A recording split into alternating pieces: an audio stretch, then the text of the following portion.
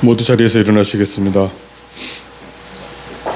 우리의 몸과 마음을 가다듬고 주 2026년 3월 15일 주일 예배를 하나님께 드리겠습니다. 우리에게 있는 대제사장은 우리의 연약함을 동정하지 못하실 이가 아니요 모든 일에 우리와 똑같이 시험을 받으신 이로다. 죄는 없으시니라. 그러므로 우리는 긍휼하심을 받고 때를 따라 돕는 은혜를 얻게 하여 은혜의 보좌 앞에 담대히 나아갈 것이니라. 하나님은 영이시니 예배하는 자가 영과 진리로 예배할지니라. 아멘.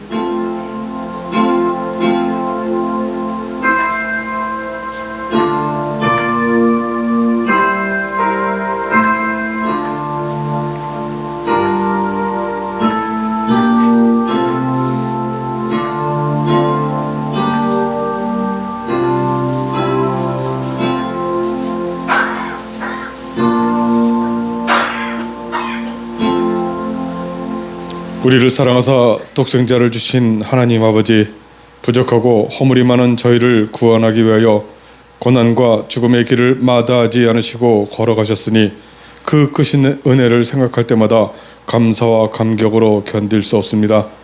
오늘도 그 은혜로 성도들이 모여 예배하고 찬양할 수 있게 해주셔서 감사합니다. 고통 중에 부르짖는 성도의 기도를 들어 응답하시고 진리의 말씀으로 상한 영혼을 고치시고 우리 인생에 일어나는 광풍을 명하여 잔잔하게 해주시고 하나님을 기뻐하는 중에 하나님 나라를 누리는 모두가 되게 인도하여 주시옵소서. 예수 그리스도의 이름으로 기원하옵나이다. 아멘. 함께 찬송가 14장으로 하나님을 찬양하겠습니다.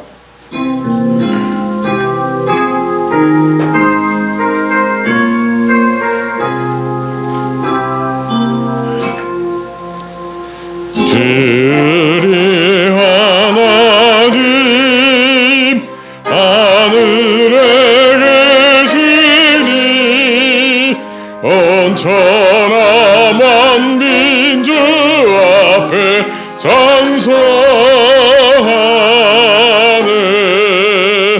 이 천지 만물도 주 앞에 엎드려 그 거룩하신 이름을 늘 높이네. 주 언약하신 것 끝까지 계시니 저 하늘 나라 영하여 곧 가리라. 주 얼굴 배울 때 내 맘이 기쁘고 영원히 주의 영광을 찬양하리. 왕의 왕 되신 주 하늘에 계시니 이 세상 죄악이 계신 구주 예수. 저 천군 천사들 중이하고서 무성도 함께 영원히 늘 섬기네. 성삼일체께 승리한 무리들 다 기쁜 소리 높여서 감사드려. 창조주 하나님 내 주님 되시니 그 앞에 나도 엎드려 경배하네.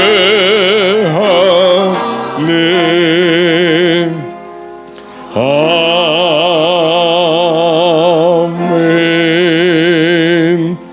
사도신경으로 우리 신앙을 고백하겠습니다. 나는 전능하신 아버지 하나님 천지의 창조주를 믿습니다. 나는 그의 유일하신 아들 우리 주 예수 그리스도를 믿습니다. 그는 성령으로 잉태되어 동정녀 마리아에게서 나시고 본디오 빌라도에게 고난을 받아 십자가에 못 박혀 죽으시고 장사된 지 사흘 만에 죽은 자 가운데서 다시 살아나셨으며 하늘에 오르시어 전능하신 아버지 하나님 우편에 앉아 계시다가 거기로부터 살아있는 자와 죽은 자를 심판하러 오십니다.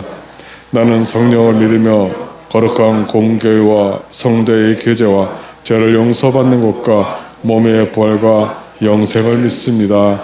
아멘. 오늘 함께 교독하신 말씀은 시편 23편 말씀입니다. 여호와는 나의 목자시니 내게 부족함이 없으리로다.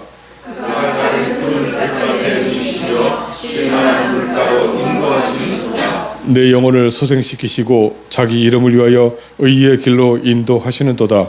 내가 사망의 음침한 골짜기로 다닐지라도 때를 두려워하지 않을 것은 주께서 나와 함께 하시리라. 주의 심판과 막대기가 나를 안위하시나이다. 주께서 내 원수의 목전에서 내게 상을 차려주시고 기름을 내 머리에 부으셨으니 내 잔이 넘치나이다.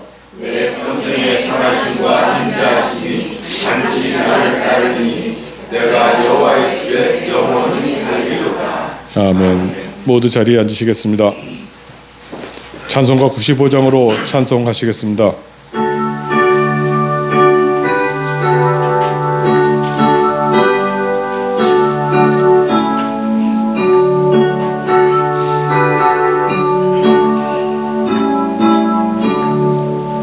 나의 기쁨 나의 소망 되시며 나의 생명이 되신 주 밤낮 불러서 찬송을 드려도 늘 하신 마음 뿐일세.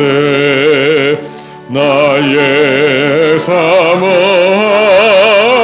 선한 목자는 어느 꽃다운 동산에 양의 무리와 늘 함께 계셔서 기쁨을 함께 하실까. 길도 없이 거친 좁은 들에서 갈 길 못 찾아 애쓰며 이리저리로 헤매는 내 모양 저 원수 조롱하도다. 주의 자비롭고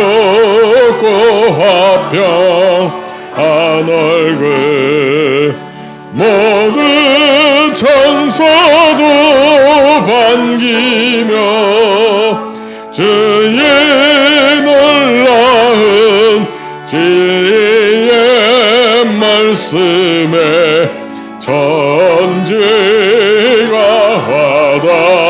화답하도다.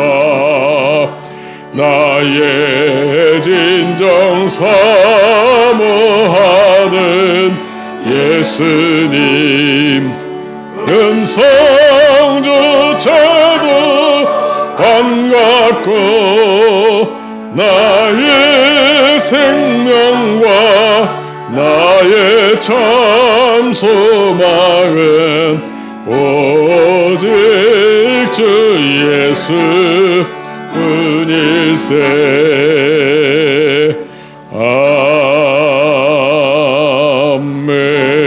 아멘.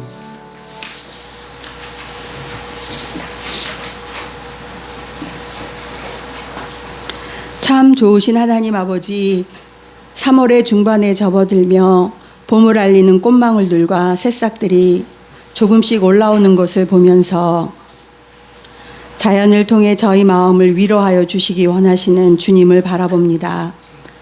사순절의 시간을 지나며 오늘도 우리 공동체 식구들을 예배의 자리로 인도하여 주심에 감사드립니다. 바쁜 일상 속에서도 걸음을 멈추고 주님과의 깊은 만남을 갖게 하여 주시길 소망합니다. 우리의 시선이 세상의 소망에서 벗어나 잠시라도 주님 계셨던 십자가를 향해 조용히 무릎 꿇으며 우리 자신을 돌아보는 시간을 갖게 하여 주시길 소망합니다. 하나님 아버지, 세상이 너무나 아픕니다. 세계 곳곳에서 갈등과 분쟁이 계속되고 있고 최근에는 이란과 미국 사이의 군사적 충돌로 인해 불안과 두려움이 엄습해오고 있습니다. 주님이 원하시는 것은 분쟁과 해함, 상함이 없는 것인데 인간의 그릇된 욕심과 이익 때문에 많은 사람들이 아픔의 시간을 보내고 있습니다. 주님 도와주세요. 고통의 시간들을 겪고 있는 백성들을 친히 찾아가 위로와 치유로 함께하여 주시길 원합니다. 속히 전쟁이 멈추어지고 평화의 시간이 올 수 있도록 주님이 개입하여 주시길 소망합니다. 오늘 선포되는 말씀을 통해 우리의 마음과 삶이 변화되어지기를 원합니다. 익숙하게 듣고 흘려보내는 말씀이 아니라 우리의 삶의 방향을 다시 세우는 귀한 시간이 되길 원합니다. 오늘도 우리 예배를 위해 보이지 않는 곳에서 수고하며 섬겨주신 지체들과 찬양으로 함께하여 주는 성가대, 말씀을 증거하시는 목사님, 이 자리에 함께하지 못한 성도님들 모두 같은 은혜를 허락하여 주시고 삶의 자리마다 주님의 임재와 도우심을 느끼며 살아가길 소망하며 예수님의 이름으로 기도드립니다.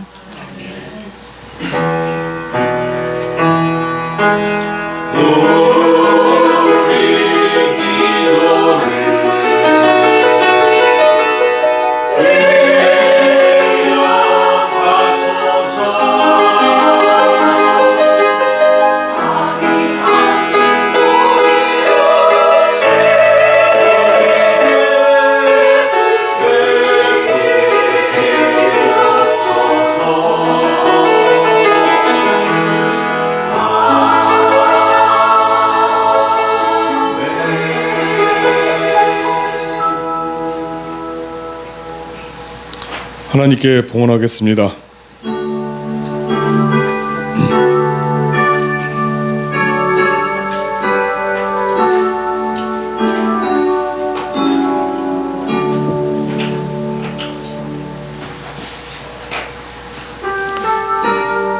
기도드리겠습니다. 우리의 피로를 채우고 나누어 줄 수 있게 복 주신 하나님 아버지, 주님 주셨음을 알고 감사하여 11조와 감사의 예물을 드려니 받아 주시옵소서. 하나님의 복을 받은 사람으로 언제나 넓은 마음으로 손을 펴 주님을 따라 부지런히 나누어 주는 복도 누리며 우리의 삶을 통하여 주님을 나타내는 모두가 되게 도와 주시옵소서. 예수님의 이름으로 기도드리옵나이다. 아멘.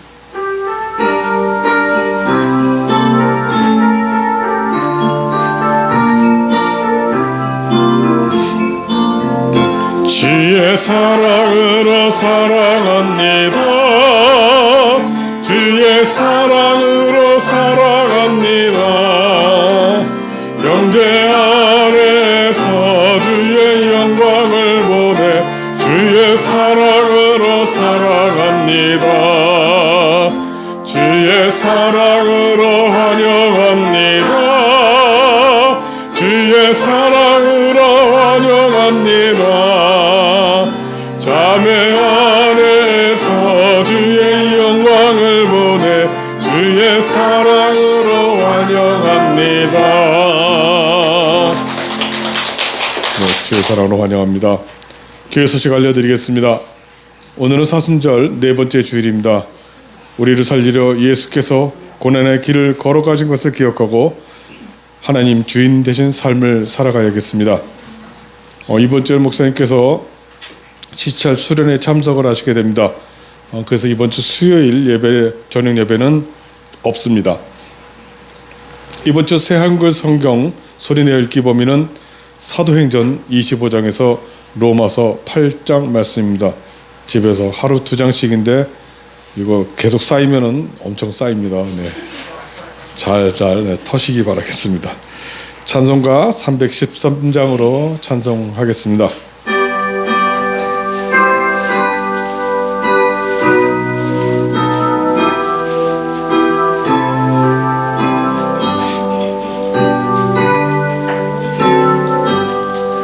내 임근 예수 내 주여 이제이니 주님 앞에 한없는 은혜 받고서 내 병명 모두 드리오니 그 풍성하시는 종을 주내게 내려주소서. 내 임금 예수 내 주여 내 허물은 덮으시고 주 십자가에 흘리신 그 피를 믿는 마음 보사 내 중한 죄를 사하여 참 평안한 맘 주소서. 내 임금 예수 내 주여 주 은혜에 감격하여 한없는 감사 찬송을 내 주님 앞에 드리오며 내 맘과 정성 다하여 늘 기뻐하며 살리라. 내 임금 예수 내 주여 이 마음과 이 천한 몸 그 보배 피로 값주고 그 치리하신 것들이오니 나 이제 다 낮추구나 주 뜻만 따라 살리라.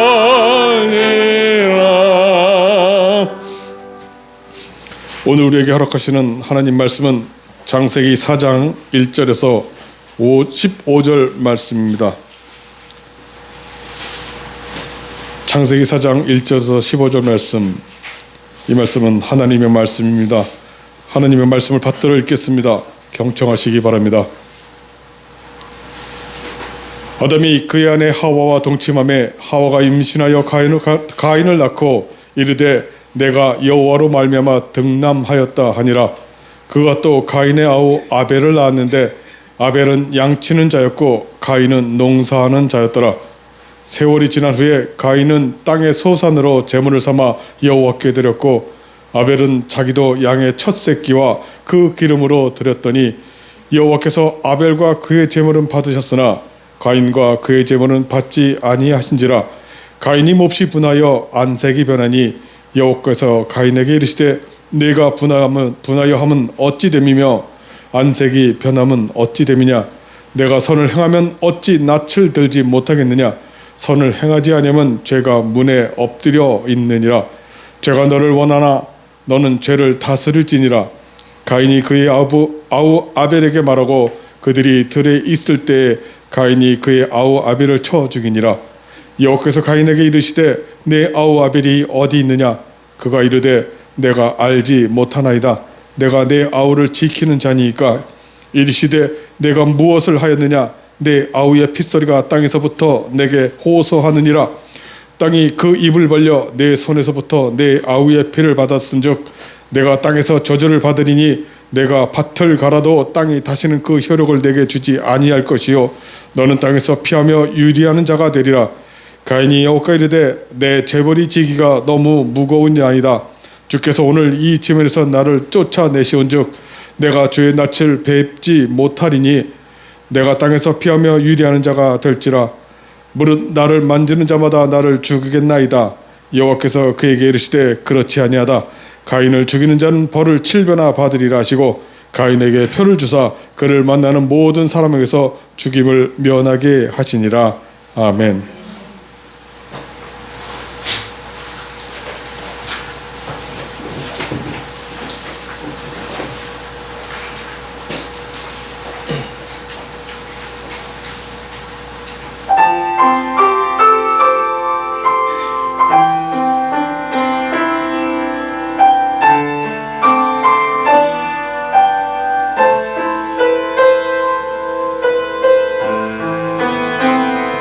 주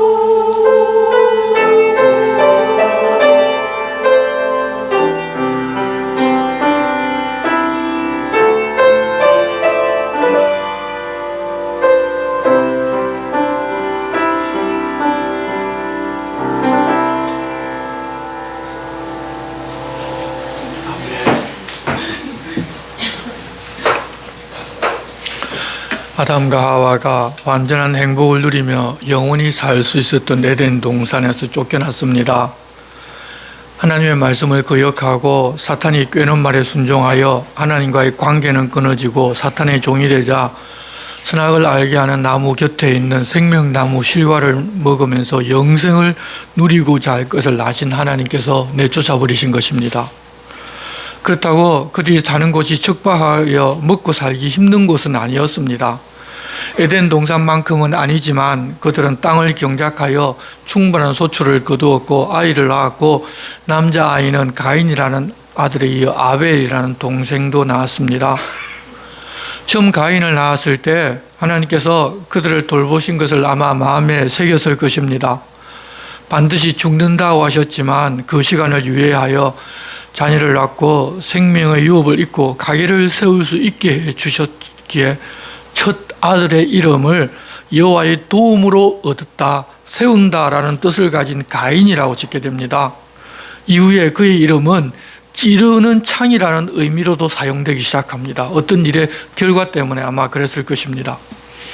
하나님 은혜 베푸시는 것을 보면서 앞서 하나님 명하신 것을 거역하여 에덴 동산에서 쫓겨나고 생명나무 실과도 먹지를 못하는 처지에 빠진 것이 얼마나 가슴이 아팠겠습니까?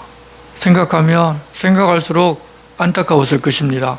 그럼에도 아들을 주시니 감사한 마음으로 아들의 이름을 그리 지어주었습니다. 그리고 둘째 아들도 낳았는데 그 이름 아벨은 숨을 내쉰다는 뜻을 가졌는데 숨을 내쉬면 바로 사라지는 호흡이나 해가 뜨면 증발해버리는 이슬과 같은 흐무라는 뜻도 함께 가지고 있습니다. 왜 그렇게 지었는지는 모르지만 그 이름의 의미대로 아벨은 형에 의해서 죽어버렸는데 아마 에덴 동산에서 쫓겨나고서 하나님을 떠난 인생이 고난과 시련을 겪다가 죽음으로 끝나버린다는 것을 깊이 인식하면서 아마 그런 이름을 지었을 것 같은 생각도 듭니다. 이 3절을 보면 세월이 흘렀다고 하는데 이 다음에 언급하는 시간이 하나님께 제사를 드린 것이어서 적어도 아이 아벨을 낳은 때로부터는 30년이고 가인과 아벨의 나이 차이가 크다면 그 이상 흘렀을 것으로 추정을 해볼 수가 있습니다. 이 히브리인들이나 성경에서 하나님께 제사 지내는 당사자가 되는 나이를 30세로 일반적으로 규정하고 있기 때문에 동생인 아벨의 나이가 그 이상 되는 그런 어느 날이었을 것입니다. 이 사건으로 이후 하나님께서 새 아들 셋을 주셨을 때 나이가 아담의 나이가 130세이기 때문에 그렇다면 가인은 어쩌면 100세 정도였을 수도 있습니다. 성경에 아담 하와가 아들 둘밖에 낳지를 않은 것처럼 기록했는데 어떻게 다른 사람이 있는지 의문을 가지는 경우가 많은데 딸을 낳았다고 기록하지를 않았을 뿐이지 두 형제 사건이 있기 전 아담 하와는 계속해서 딸들을 낳았고 또 가인도 결혼해서 자녀를 낳았고 그의 자녀들도 결혼해서 또 아이를 낳았다는 식으로 이해를 하는 게 좋을 것 같습니다. 왜냐하면 우리가 나이가 20살, 10몇 살만 지나면 아이를 낳을 수 있기 때문입니다. 다만 아벨의 후손은 언급이 전혀 없는 것으로 보아서 아벨은 결혼을 하지 않았던 것으로 보입니다. 이 가인은 농사를 지었고 아벨은 양을 치는데 각자 자기가 수고하여 얻은 것으로 가인은 자기가 얻은 농산물로 아벨은 양의 첫 새끼와 그 기름으로 하나님께 제사를 드렸습니다. 이렇게 그들이 하나님께 제사를 드렸다는 것은 하나님에 대한 인식이 있었고 아버지 어머니가 그렇게 하는 것을 보고 배웠기 때문입니다. 그런데 하나님께서 아벨과 그의 제물은 받으셨는데 가인과 그의 제물은 받지를 않으셨습니다. 왜 아벨의 제물은 받으시고 가인의 제물은 받지 않았는가에 대하여 많은 이야기도 하고 설교를 하는 사람들도 많이 있는데 잘못된 설교로 은혜를 받는 사람이 너무 많아서 그 부분부터 먼저 좀 짚고 넘어가고자 합니다. 우리가 어떤 설교를 많이 듣고 은혜를 받았는가 하면 아벨은 피 흘리는 제사를 드려서 하나님께서 받으셨고 가인은 피가 없는 제사를 드려서 안 받으셨다고 하는 것입니다. 그것이 예수님의 희생을 예표한다고 하면서 예수님까지 끌어다 붙여서 우리는 예수를 믿어서 피 흘린 제사를 드린 사람이라고 은혜라고 그렇게 말하기까지 합니다. 그리고 자기들이 성령의 사람이어서 그런 신령한 해석을 하나님께로 받아서 할 수 있었다고 하면서 자기를 높이고 자기에게는 무엇인가 있는 것처럼 소리 높여 피를 토할 듯이 설교하는 분들이 굉장히 많이 있습니다. 만일 그 설교처럼 하나님 피를 너무 좋아하셔서 피 흘려야만 기뻐 받으신다면 지금도 피 흘려 돈을 벌어서 하나님께 바치면 기뻐 받으시고, 그렇지 않고 농사를 지어서 11조를 드리고 예물을 드리면 하나님 안 받으셔야 하는 것이 여러분 이론적으로 맞지 않습니까? 물론 이 율법에는 속죄를 위한 제사에는 피 흘림이 반드시 있어야 한다고 하셨지만 이때는 이 율법이 있기 전이어서 그 어떤 규정도 없을 때였습니다. 이것 되고 저것 안 된다는 말씀 자체가 아예 없을 때라는 것입니다. 그뿐만 아니라 율법에도 곡식을 드리는 제사도 있습니다. 그래서 그런 해석을 해서는 안 됩니다. 여러분, 말이 은혜롭다고 그것이 그럴듯하다고 그 말이 옳고 그 말이 진리는 절대 아닙니다. 그렇다면 오늘 그럴듯하면 이단에 하는 말들이 다 진리가 되어야 합니다. 절대 옳지 않습니다. 여기 본문에서 우리가 좀 자세히 보면 하나님 받지 않으신 이유가 다 나옵니다. 4절 5절을 보면 아벨과 그의 제물은 받으셨으나 가인과 그의 제물은 받지 아니하셨다고 말씀하십니다. 제물의 종류가 문제가 아니라 제사하는 사람의 문제여서 아벨과 그 제물은 받으셨고 가인과 그 제물은 받지 않으셨다고 알려주셨습니다. 사람의 문제이기에 그가 준비한 제물도 하나님 받으실 만한 것 아니라는 것입니다. 하나님께 드린다고 했지만 어떤 마음으로 준비했는지 하나님 다 알고 계십니다. 하나님께서 받으실 만한 사람으로 살아야 그 사람이 준비한 제물을 기뻐 받으시지, 그렇지 아니하고 하나님 받지 못할 삶을 살면서 성대하고 많은 제물을 드려보아야 하나님 받지 않으십니다.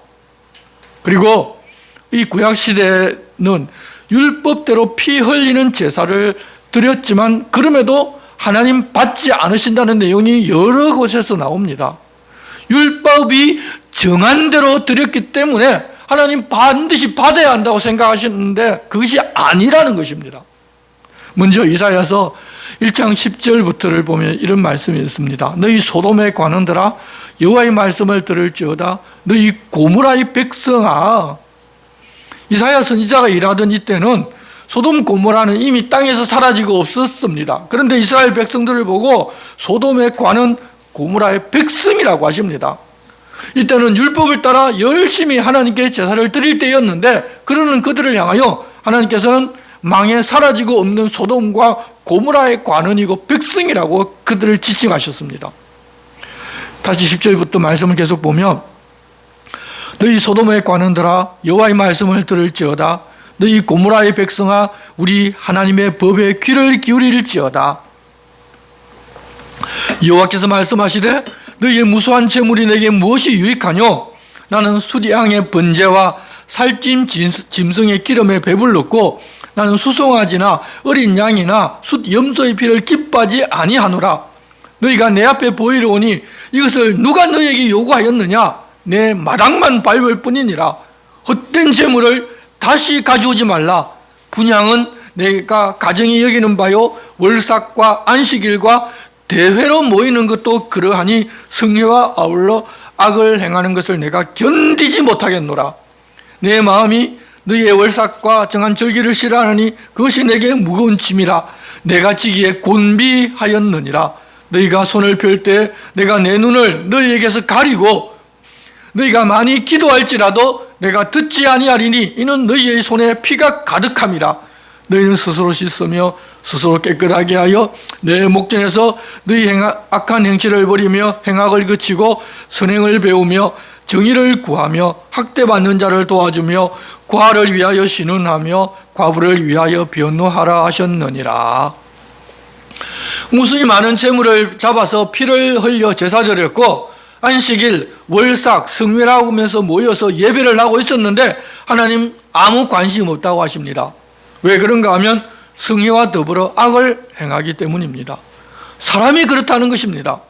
그런 사람이 그러는 제사와 희생, 하나님께 나와서 하는 모든 것에 하나님은 아무 관심 두지를 않으십니다.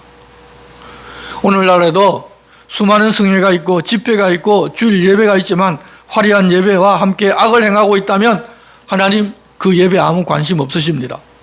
사람이 어떤 삶을 사는가가 중요한 것이지 자기 중심인 사람이 하나님께 모든 것을 다 드리는 것처럼 행하고 방방 뛰면서 찬양하고 봉사한다 하더라도 소용없는 일이고 오히려 악을 행하면서 그런 것으로 악을 덮어버리고 하는 경우도 많습니다. 다 착각입니다. 하나님 다 알고 계십니다. 또한 아모스에도 그렇게 말씀하셨습니다. 아모스 4장 4절입니다. 너희는 베델에 가서 범죄하며 길갈에 가서 죄를 더하며 아침마다 너희 희생을 3일마다 너희 11조를 드리며 누룩 넣은 것을 불살라 수원제로 드리며 낙큰 죄를 소리내어 선포하려무나. 이스라엘 자손들아, 이것이 너희가 기뻐하는 바 아니라 주 여호와의 말씀이니라. 너희가 기뻐하는 바지 하나님 기뻐하는 바는 아니라는 것입니다. 너희 원하는 대로 자신들의 기쁨을 위하여 자기 하고 싶은 대로 다 해보라고 하시면서 그런다고 하나님 그것에 관심이 있느냐 하면 전혀 그렇지 않는다는 것입니다. 여러분, 이단들이 드리는 예배도 마찬가지입니다.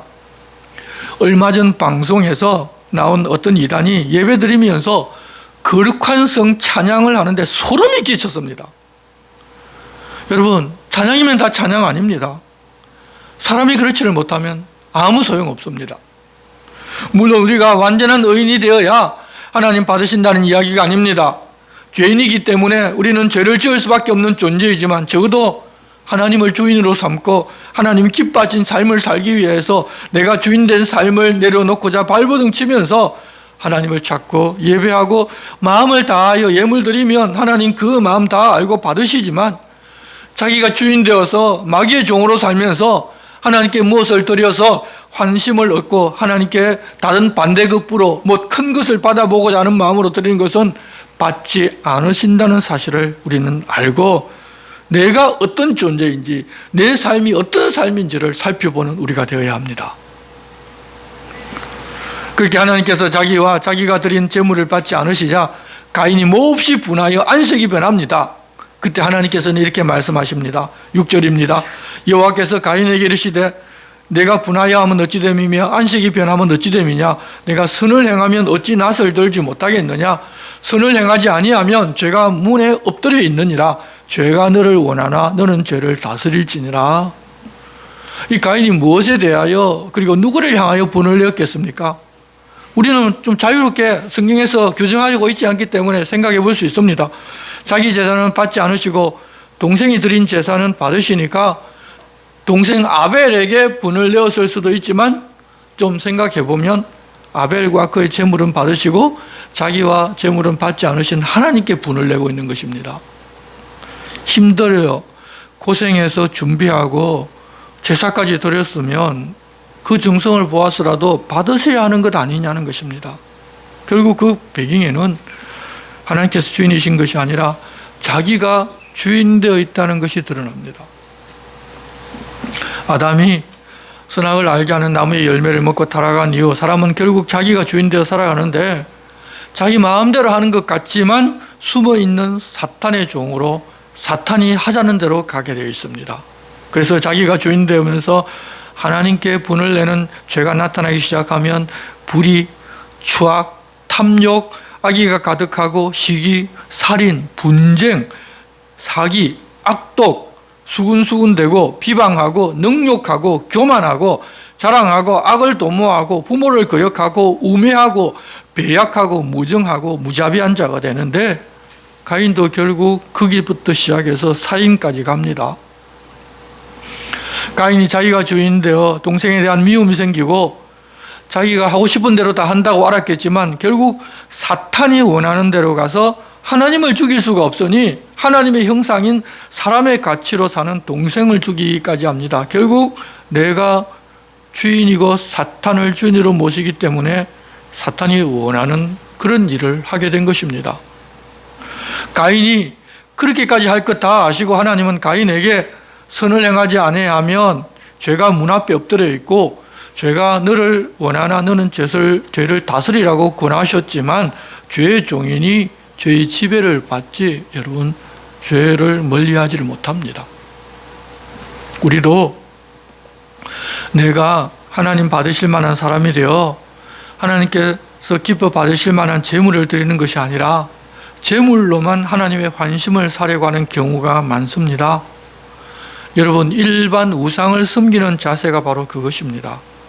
우상은 재물을 많이 지극정성으로 바치는 것이 중요하지 그 사람이 어떤 사람인가는 아무 관심 없습니다. 하지만 하나님께서는 하나님의 형상을 담게 만든 나라는 이 존재가 하나님 부탁하신 대로 살고 있는지, 그렇지 않고 마귀를 주인 삼고 있으면서 하나님께 어떤 지극정성을 들여서 하나님의 호의를 얻어 내가 원하는 어떤 것을 얻어 내 마음대로 살아보려고 하는지를 다 보십니다. 하나님의 뜻대로 살고자 하면 하나님의 인정을 받고 하나님 나라 백성으로 살아갈 수 있지만, 그렇지 않고 내 뜻대로 살고자 하면 혹 교회는 다니고 있을지라도, 혹 직분을 맡았을지라도, 심하면 목회자가 되어 있을지라도 결국 마귀의 종으로 살아가고 있을 뿐 하나님과는 아무 상관없이 살아갑니다. 그러다가 결국 돌아서지 않으면 하나님 나라에는 들어가지를 못하는 것입니다. 그 마음을 아시고 하나님께서 죄를 다스리라고 하셨지만 가인은 결국 죄에 끌려갑니다. 죄의 종이 주인인 죄를 다스리는 것 불가합니다. 8절입니다. 가인이 그의 아우 아벨에게 말하고 그들이 들에 있을 때 가인이 그의 아우 아벨을 쳐 죽이니라. 가인이 동생 아벨을 쳐서 죽였는데, 이 당시에는 살인이라든지 죽음이라는 것이 무엇인지 이 가인을 포함해서 아담이나 하와도 본 적이 없었고 무엇인지도 전혀 몰랐을 때입니다. 가인도 동생을 죽이고자 하는 소원이 있었던 것 아마 아닐 것입니다. 누구도 사람을 죽이고자 하는 소원, 그런 소원은 아직 그런 일들이 없었기 때문에 아마 없었을 것입니다. 그런데도 살인이 일어났는데 누가 그렇게 유도했는가 하면 바로 죄의 소원입니다. 다시 말하면 사탄의 의도입니다. 분이 나서 분에 이끌려서 돌로 내리쳤는데 죽어버린 것입니다. 가인도 얼마나 놀랐겠습니까? 우리가 성령님의 도우심으로 죄를 물리치면 이 죄의 소원을 따라가지 않을 수 있는데, 그렇지 아니하고 죄의 소원을 따라가면 결국은 죄를 짓게 됩니다. 하나님께서 자기와 자기가 바친 재물을 받지 않으신 그 일이 있은 후 가인은 틈을 엿보고 있다가 기회가 오자 그렇게 동생을 죽여버렸습니다. 그래서 최초의 살인이 일어났습니다. 그것도 친동생입니다. 결국 하나님께서 보신 것이 옳았습니다. 시기하고 분내어 하나님 앞에 얼굴을 들지 못하는 가인은 이런 사람이었기에 하나님께서는 그와 그의 예물은 받지를 않으신 것입니다. 가인이 행한 일을 다 아시는 하나님께서 가인을 찾아오셔서 내 아우 아벨이 어디 있느냐고 물으셨습니다. 그런데 가인은 내가 알지 못하나이다. 내가 내 아우를 지키는 자이니까 라고 반문합니다. 그런데 여러분, 우리가 알듯이 사실 사람은 본능적으로 형이라면 동생을 지키는 마음을 가지고 있습니다. 그렇지만 가인은 사람에게는 본능적으로 그런 소원이 있는데 그것을 저버리고 죄의 종이기 때문에 죄의 소욕에 자신을 내어주고 이제 죄를 짓고 자신이 죄의 종이라는 사실을 드러내 보여주었습니다. 죄에게 순종하면 죄의 종이 되어서 사망에 이르고 의에 순종하면 의의 종이 되어서 생명에 이르는 것이 여러분 영적으로 정해진 법칙입니다. 그러니 우리가 의로운 주님을 쫓아 살아가야 하는 것입니다. 하나님께서는 내가 무엇을 하였느냐고 물으셨습니다.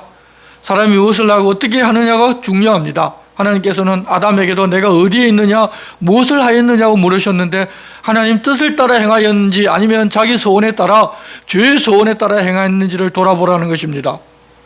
모든 사람이 어떤 일을 행할 때 먼저 이 질문을 자신에게 하고 하나님의 뜻이 아님을 알고 행하지 않는다면 우리는 죄의 소원을 물리칠 수 있을 것입니다. 그럴 때 성령께서도 우리를 도우십니다. 그래서 우리가 죄의 소원을 따라가지 않을 수 있습니다. 가인이 부인하고 모른다고 했지만 증거는 명확합니다. 내 아우의 핏소리가 땅에서부터 내게 호소하느니라고 말씀하십니다. 여러분, 사람이 억울한 일을 당하여 죽게 되면 하나님께 쉬지 않고 호소합니다. 하나님께서는 그 소리를 외면하지를 않으십니다. 그러면 어떻게 되는가 하면 11절 땅이 그 입을 벌려 내 손에서부터 내 아우의 피를 받았은즉 내가 땅에서 저주를 받으리니 내가 밭을 갈아도 땅이 다시는 그 효력을 내게 주지 아니할 것이요 너는 땅에서 피하며 유리하는 자가 되리라.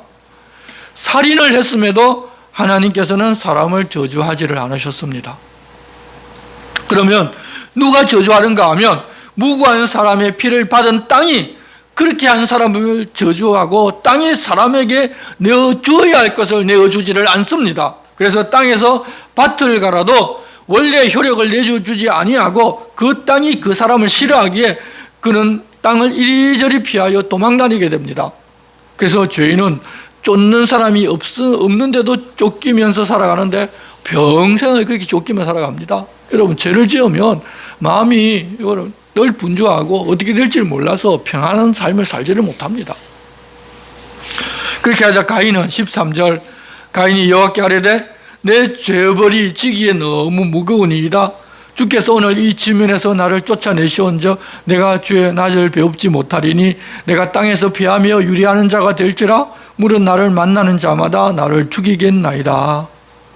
죄를 지었기 때문에 죽어야 마땅한데 하나님께서는 죽이시는 것이 아니라 그냥 벌을 내리셨는데 그 벌조차도 형량이 너무 무겁다고 항변합니다. 여러분, 죄의 소욕을 따르는 사람은 자기의 죄를 인정하고 용서를 바라는 것이 아니라 이렇게 자기 죄보다는 항상 벌이 무겁다고 생각합니다. 교도소 가면 전부 다 그러고 있지 않습니까?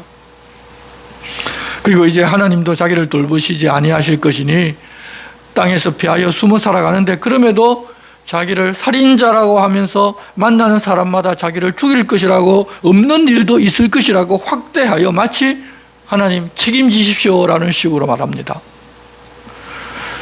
그런데 살인은 곧 자기의 죽음으로 받아야 하는데 하나님께서 그런 걸로 대체하신 것은 살인이 무엇이고 죽음이 무엇인지를 아직 전혀 모르는 상태였기 때문에 아마 그 정도의 벌로 그치셨다고 볼 수 있습니다.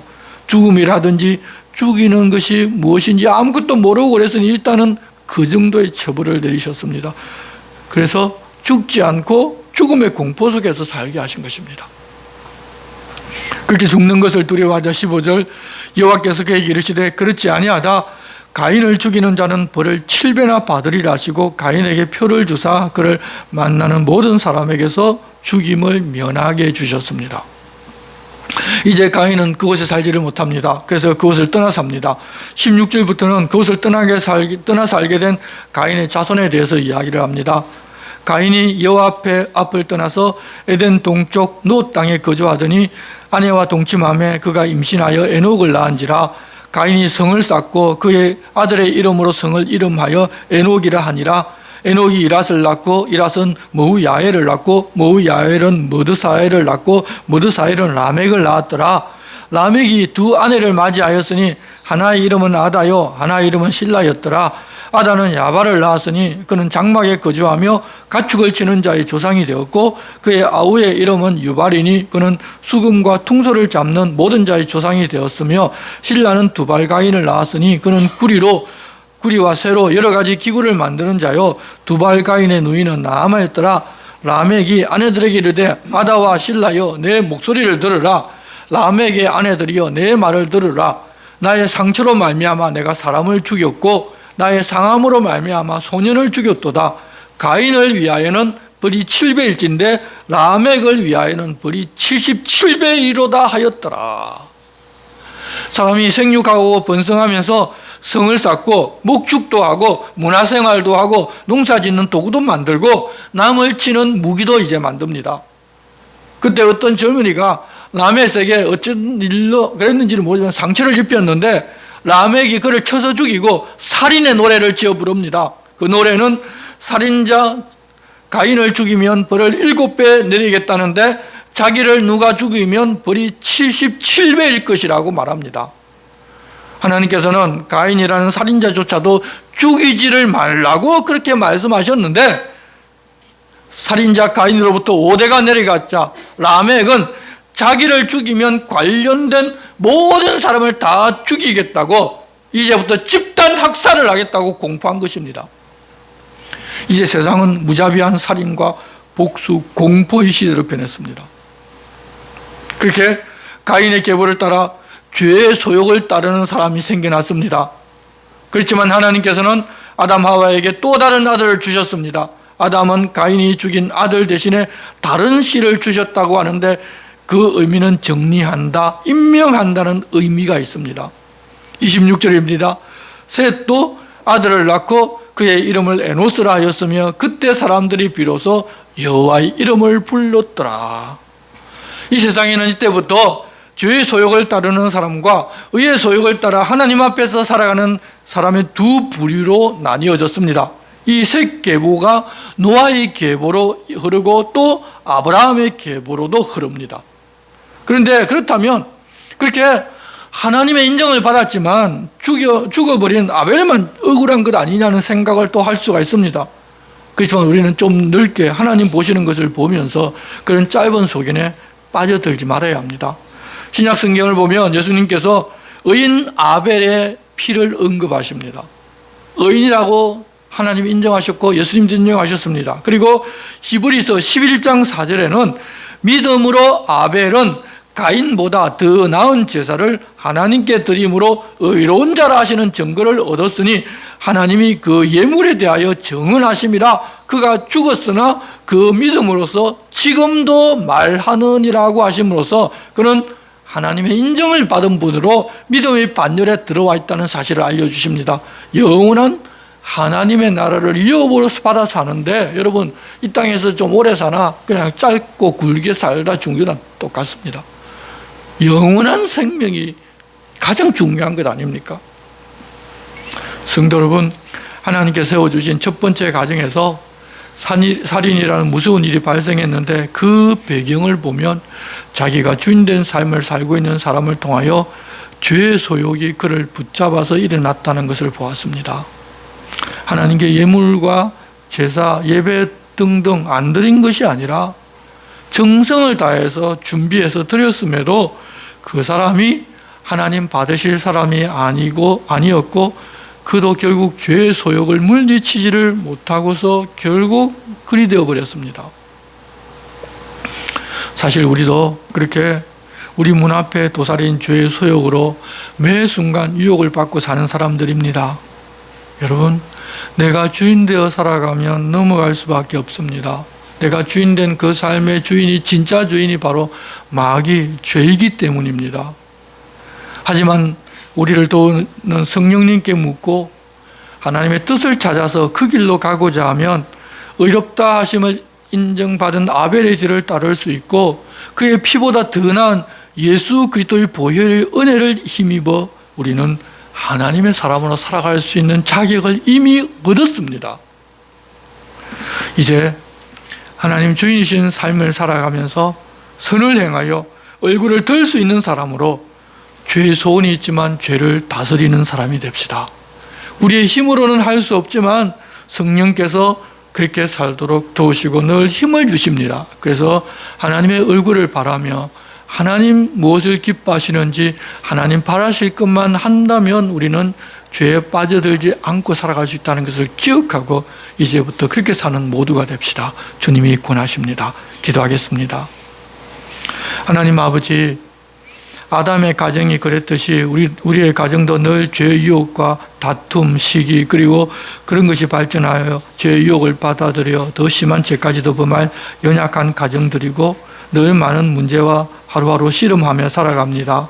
그렇지만 저희는 죄가 원하는 길을 가지 아니하고 하나님 부탁하신 말씀과 그 뜻대로 사는 하나님의 영의 인도하심을 받는 복된 인생과 가정이 되게 은혜 주시고 내가 돌보아야 할 사람이 어디 있고 어떤 도움이 필요한지를 알고 하나님 부탁하신 그 일을 기쁨으로 또한 감사함으로 감당하는 사람 되게 도와주시옵소서. 예수님의 이름으로 기도드리옵나이다. 아멘. 다 같이 일어나셔서 찬송가 53장을 찬송하시겠습니다.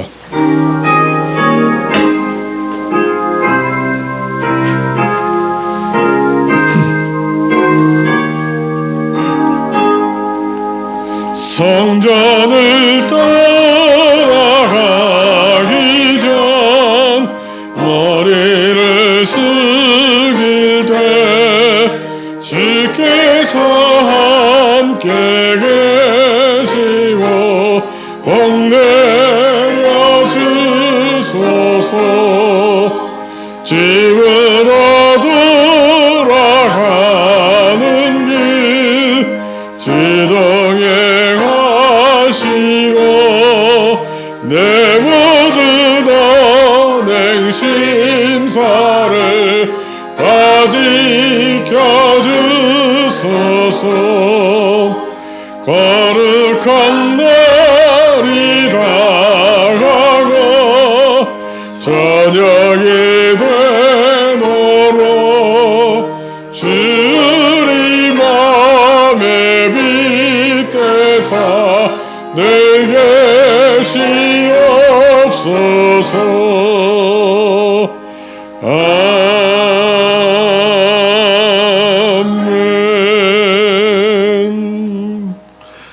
우리 주 예수 그리스도의 은혜와 하나님 아버지의 사랑과 성령님의 감동, 감화와 교통하심이 죄의 소욕을 따르는 것이 아니라 하나님 받으실 만한 의를 따르는 삶을 살고자 여기 모인 주님의 거룩한 자녀들 위해 이제로부터 영원토록 함께 하시기를 축원하옵나이다.